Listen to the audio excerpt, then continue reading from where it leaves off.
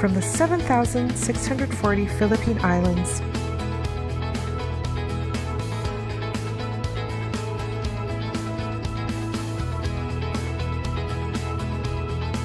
to Fort St. John, British Columbia.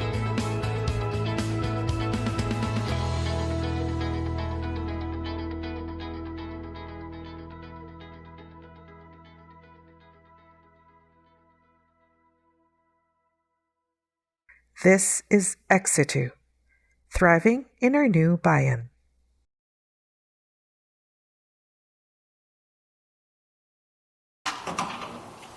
Hi, welcome to my Gambler's private tattoo studio.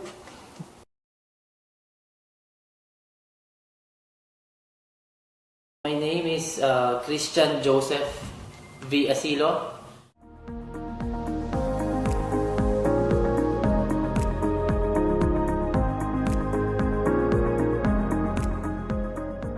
Before I came to Canada, I was restaurant staff in a pizza food chain in Philippines. I worked like 10 years in a restaurant industry in the Philippines. Yeah.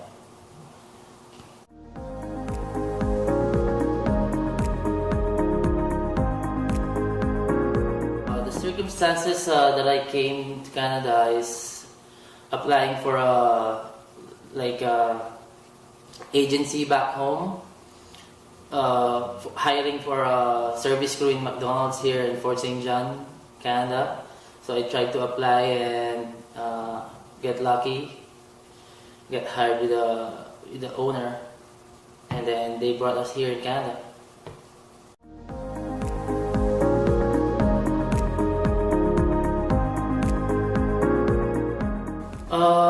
Preparations before coming to Canada is not really so much, just making your mind and emotionally ready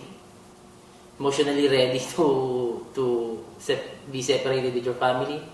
Maybe that's the biggest preparation that I did.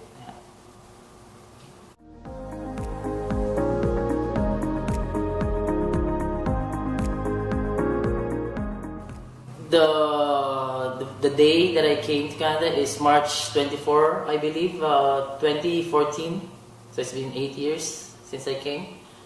And my first impression to Fort St. John is I thought we're just having a layover, to be honest, because I'm from Manila. So I'm looking. I thought like I'm gonna be in a big city, or so I'm looking for where's the people here.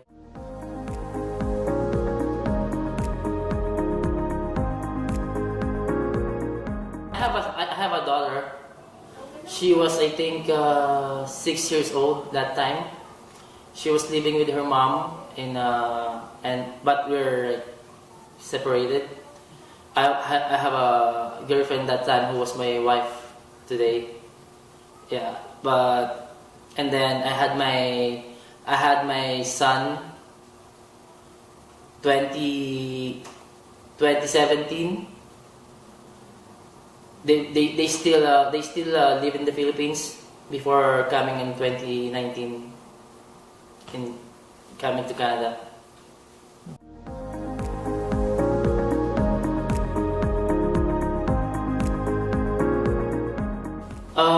Growing up in the Philippines is I grew up in Santa Rosa, Laguna with my relatives in my mother's side, with my mom, my grandma, my siblings, and my uncles and my aunties, my cousins. So we have a big family and we're very close.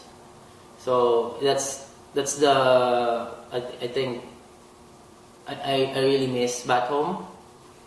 And I moved to Manila for college with my dad, but ended up just working since I was 16, working and providing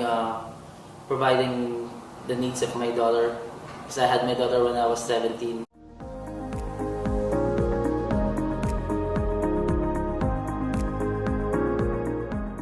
Coming here in Fort St. John and see some, I think there's a lot of Filipino that time already.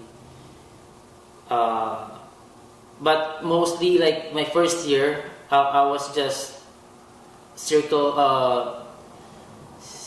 friends with my co-workers in McDonald's. I think my first year, I get along with my co-workers, and then my second year, I think that's the time I get along with other Filipino community here in Fort St. John because of like some friends also.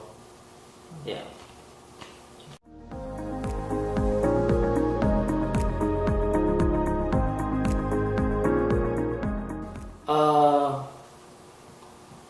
Challenges coming to Fort St. John is, I think most Filipino do is, yeah, we don't have I think basic challenges is we don't have the ride to going to work.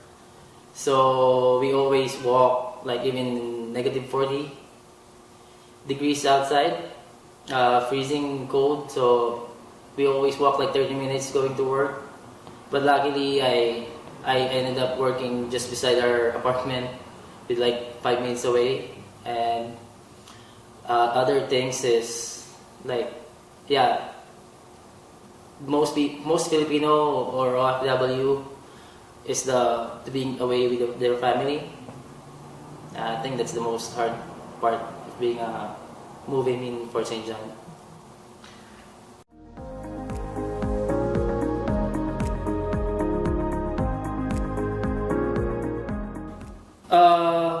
The challenges being away with my family, my son, my wife is, yeah, my son was born. My son was born in the Philippines. While I was here, I can't afford to go home that time. I really want to go home, but like it's really expensive. So I just rather send my money back home to provide the hospitalization, and because she has a cesarean. Yeah, and then luckily, like right now, we have the technology to do a video call, or unlike other generation, they have to really write a letter just to send their family.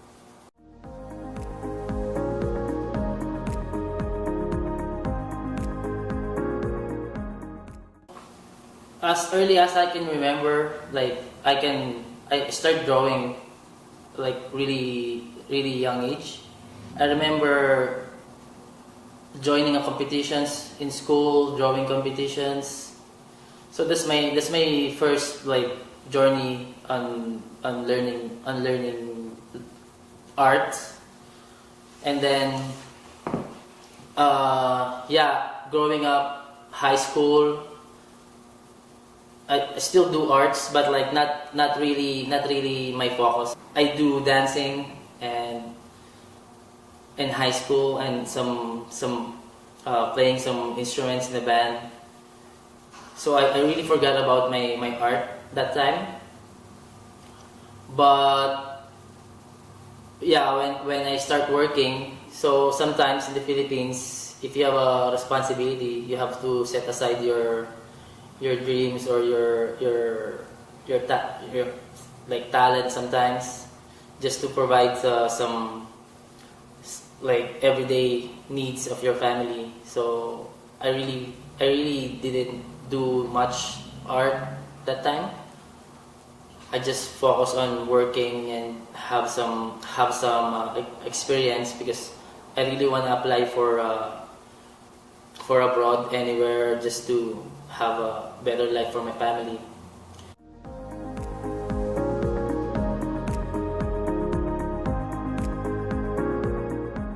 Like 3 years working here, I keep on thinking what to do next. When my dad passed away, 2016, 16, if I can remember.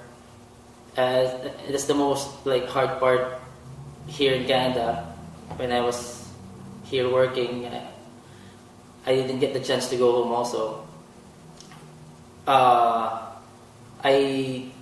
keep on telling myself I'm gonna have a tattoo of his face on me.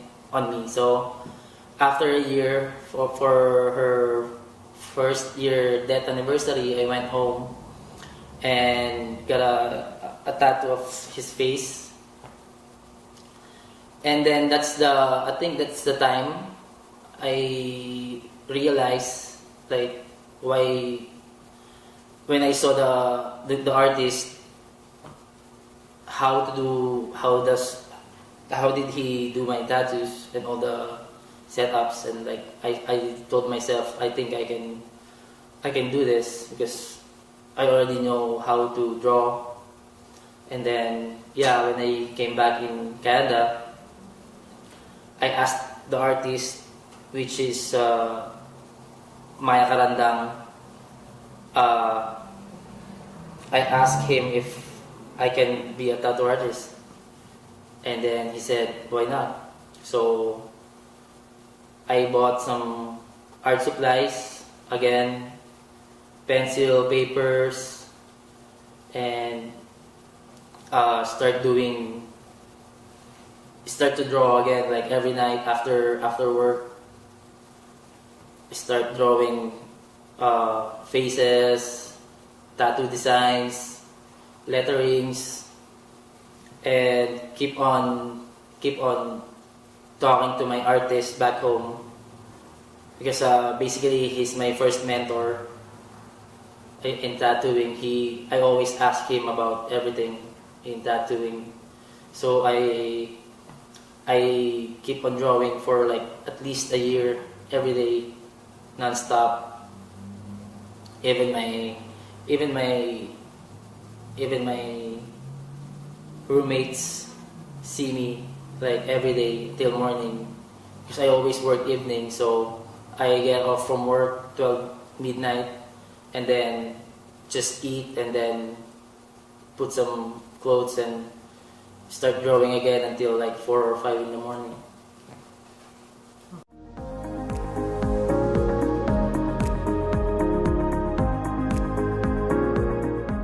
I asked my mentor, maybe try to find the apprenticeship. He said, so I tried to apply for apprenticeship because I think that's the basic part of being a tattoo artist.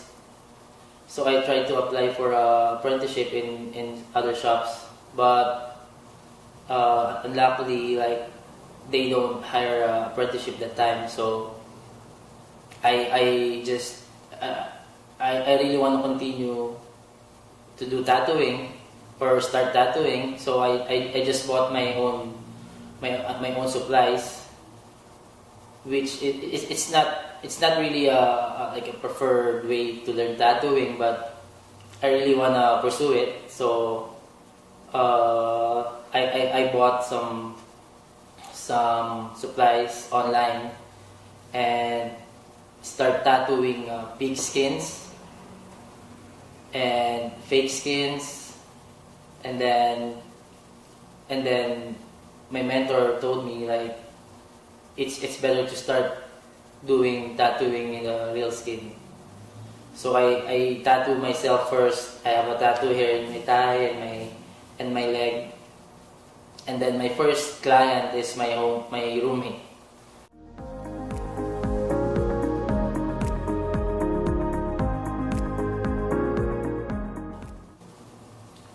So actually, like, this is not the first shop that I had in this town. After working at least a year and a half tattooing on my house, I told myself I need to have a shop because it's not safe for my family anymore. Especially I have a kid, which he's 2 years old at that time. So I applied for apprenticeship again in other shops, and then luckily I got hired in a shop here in town.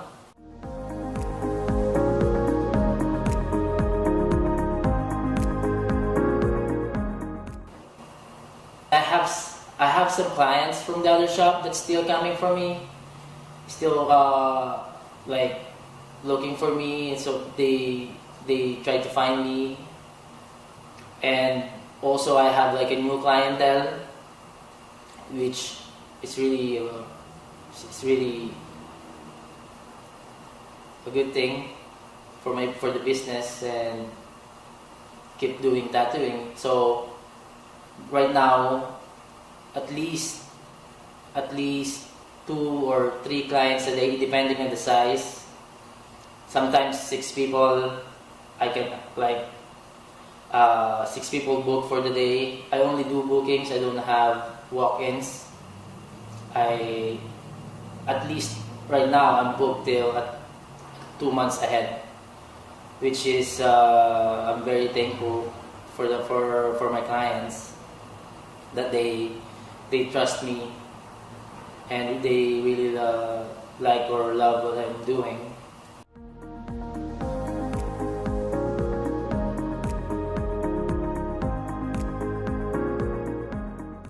My dream for my family, especially with my kids, I have a daughter that I mentioned earlier. She was in Ontario with her mom and her stepdad. My dream for them is to find something that they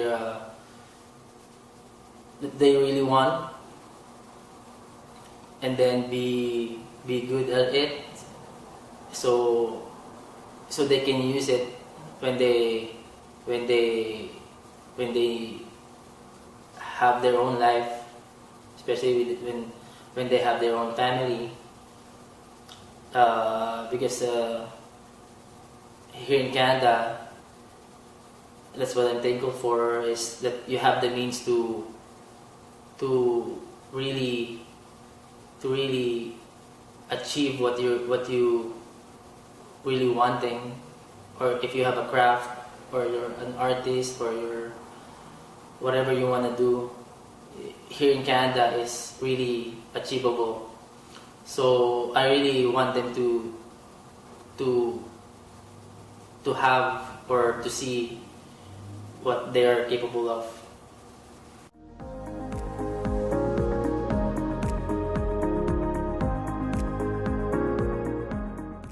My other passion is really into dancing, primarily break dancing. I used to have a group back home and compete or dance in streets and schools. There's a lot of dancers here, I thought, in Fort St. John, but the first year I keep on looking for dancers, but there's none. But I keep still dancing in the gym and in my house. My friends see me spinning my head in our house. I try to break dance again, to do some stretching, because if you don't do it more often, you will lose your flexibility and your strength. So I kind of try to do the basics again, but it's really hard when you're getting old. So, but hopefully in a year or 2, I can still teach the breakdancing here in Fort St. John. Especially, no one really does it here, so it's a really big help, or a really big like for the kids in the community to have something to do with their energy.